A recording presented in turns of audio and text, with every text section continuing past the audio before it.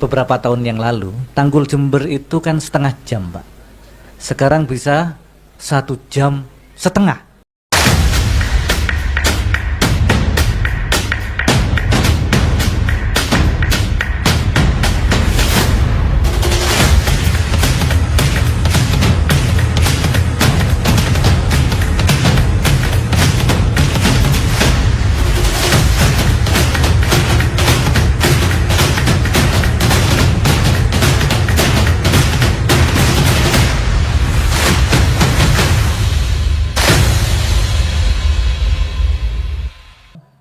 Kita buka 3 penanya dulu untuk sesi pertama ini.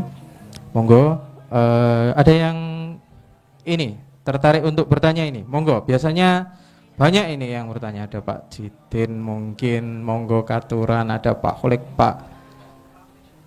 Monggo, pertanyaan sesi. Wah, ini malu-malu ini sepertinya ini. Nah, ini ada produk dari Binkov. Yeah.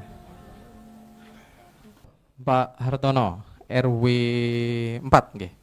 Assalamualaikum warahmatullahi wabarakatuh. Waalaikumsalam warahmatullahi wabarakatuh. Baik. Selamat malam Pak Dimas, Pak Camat, Pak Dekar, awet muda beliau ini. Juga Pak Lurah Tegal Gede. Bapak Ibu sekalian yang hadir pada malam hari ini. Pertanyaan saya hanya sederhana, Pak. Kalau saya mengikuti Guse streaming dengan Partai Kebangkitan Bangsa, beliau membahas masalah bandara, Pak ya. Kami sebenarnya juga sangat tertarik, cuma kantong saya kan enggak kalau bicara bandara. Saya hanya sederhana yang saya tanyakan yang terkait dengan infrastruktur yang disampaikan Bapak tadi, utamanya jalan yang menuju dari Tanggul mau masuk ke Jember, Pak. Apalagi di hari-hari besar itu sangat macet sekali. Ini kalau orang luar kota, orang pendatang tadi yang disampaikan Bapak ingin ke Jember dengan segala potensinya, apalagi kalau ada JRC dan sebagainya. Tapi perjalanan mulai dari Tanggul, Pak, utamanya dari Lumajang mau masuk. Kalau Lumajang memang di luar wilayah kita. Tapi mulai dari Tanggul mau masuk Jember tuh masalah tuh jalannya macet, Pak. Sempit. Nah, tadi kalau Bapak membandingkan di Banyuwangi, kadang-kadang kami main di sana itu mau masuk Banyuwangi dari Rogo Jambi itu sudah jalan luar biasa lebarnya. Nah, ini mumpung Bapak ada di sini di tengah-tengah ini unek-unek saya. Dan ini kalau masalah kendaraan itu saya kira kan semua lapisan masyarakat menggunakan. Itu bagaimana solusinya, atau dilebarkan atau jalan sudetan yang dari Tanggul bisa segera masuk ke Jember. Itu saja ya yang bisa kami tanyakan. Kalau tadi masalah Pak RT mungkin Pak Camat sudah tanggap ini, Pak. Tadi ada ya pesan, Pak. Apa sering tombol itu nanti jawabnya dari Pak Camat. Itu saja, terima kasih. Assalamualaikum warahmatullahi wabarakatuh. Waalaikumsalam warahmatullahi wabarakatuh. Nah, ini mungkin ada pertanyaan lain dari tamu yang sudah hadir ini. Ini dari jauh-jauh loh ini. Monggo, silahkan. Waktu dan tempat mumpung ketemu dengan tim TP3D Bapak Dim Ahyar. Monggo. Monggo. Dr. Puput. Bismillahirrahmanirrahim. Assalamualaikum warahmatullahi wabarakatuh.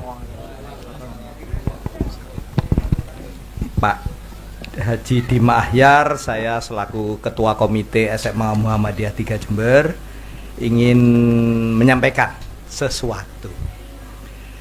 Saya bacakan aja biar runut ya. Nah, mohon maaf.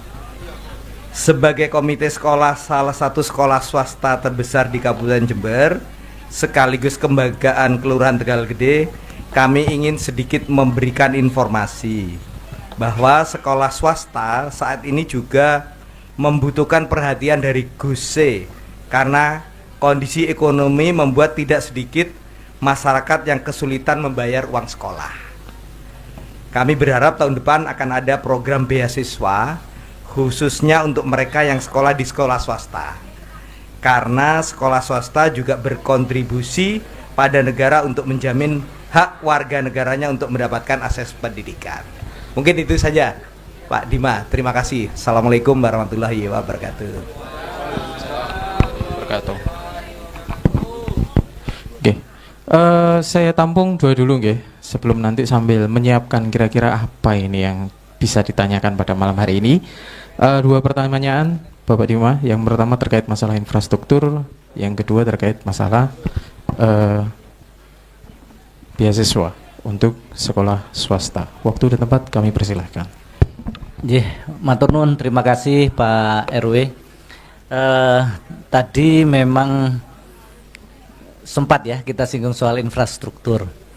Apa yang disampaikan Pak RW memang bagian yang sudah cukup banyak dikeluhkan ya. Hari ini apa yang disampaikan Pak RW bagian dari konfirmasi atas apa yang dirasakan masyarakat berkenaan dengan traffic ya, atau jalur lalu lintas dari Tanggul ke Jember. Dulu waktu saya masih beberapa tahun yang lalu, Tanggul Jember itu kan setengah jam Pak. Sekarang bisa 1,5 jam gitu kan. Jadi macet mulai Rambi ya kan, lalu Mangli gitu kan. Jadi ada bottleneck di situ. Nah, memang ini bagian yang juga telah menjadi program yang akan dilakukan oleh Gus Bupati untuk menyelesaikan. Nah, program itu ada yang sifatnya memang jangka pendek Pak, jangka menengah dan jangka panjang. Nah, di antara solusinya memang membangun beberapa opsi, mulai flyover atau underpass gitu ya, untuk mengurai seperti itu. Tetapi melakukan itu kan tidak bisa instan. Ada istilah Roma tidak dibangun dalam satu malam. Nah, dan tapi ya kita harus memaklumi ada banyak masyarakat yang punya ekspektasi besar. 2 bulan Bupati menjabat sudah ada yang tanya itu Pak, memang kapan underpassnya, kapan flyovernya. Itu luar biasa bagi kita, adalah pelecut Pak ya. 2 bulan sudah diminta jadi flyovernya, bisa beroperasi bandaranya. Tapi kalau tidak tapi ini bagian ya dinamika masyarakat yang memang harus kita terus menerus bagian kita anggap sebagai sesuatu reminder Pak, mengingat ya. Nah, itu insya Allah sudah dalam bagian perencanaan yang tinggal menemukan bagaimana penganggarannya dan sumber anggarannya. Karena kalau misalnya kita mengandalkan anggaran Jember saja Pak, bisa banyak program lain yang lebih mendasar, kesehatan, pendidikan yang mungkin akan terganggu.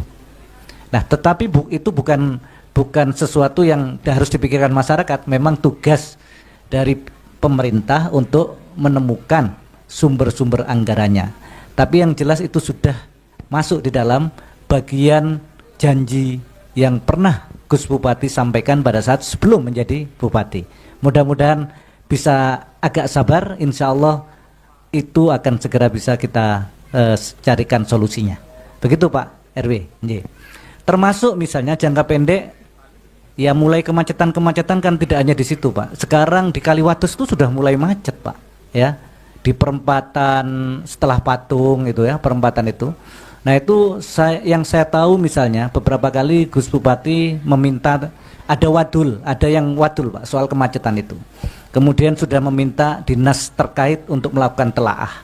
Misalnya di perempatan di Argopuro itu Pak, Imam Bonjol, Argopuro dan sebagainya itu. Itu kan lumayan juga macetnya itu. Bisa panjang itu di jam-jam tertentu. Nah, itu jangka pendeknya mengurai kemacetan-kemacetan di kota. Nanti mengurai kemacetan yang agak lebih panjang sampai ke Tanggul. Tapi insya Allah Pak, doakan mudah-mudahan solusinya segera terlaksana. Matur nuwun Pak RW masukannya. Yang kedua tadi dari komite ya. Nah, sekali lagi memang sektor pendidikan ini menjadi atensi ya. Hari ini melalui beberapa kesempatan Gus Bupati menyampaikan soal beasiswa itu. Insya Allah Pokjanya sudah dibentuk. Salah satu tugas Pokja adalah nanti membentuk panitia seleksi untuk mereka yang bisa nanti menerima beasiswa. Kualifikasinya seperti apa, syarat ketentuannya seperti apa. Nah, cukup besar yang dialokasikan untuk itu ya jumlahnya. Mudah-mudahan nanti bisa jauh lebih besar lagi sehingga menjangkau ke sasaran yang lebih luas ya. Nah, memang soal pembiayaan sekolah itu ya pendekatannya bisa dua, dibantu langsung beasiswa atau juga dibantu misalnya dengan program lain sehingga keluarganya mampu membiayai anak-anaknya yang bersekolah ya dengan program-program nanti banyak Pak. Misalnya Melijo Cinta itu memberikan bantuan kepada pelaku UMKM ya supaya mereka meningkat ya, pendapatannya. Kemudian juga banyak lagi program-program lain yang sasarannya adalah kelompok menengah ke bawah. Nah, kalau mereka meningkat, ya urusan bayar sekolah kan tidak berat. Gitu kira-kira Pak Komite. Mudah-mudahan ini bisa cukup ya menggambarkan dan memberikan jawaban terhadap pertanyaan tadi. Matur nuwun.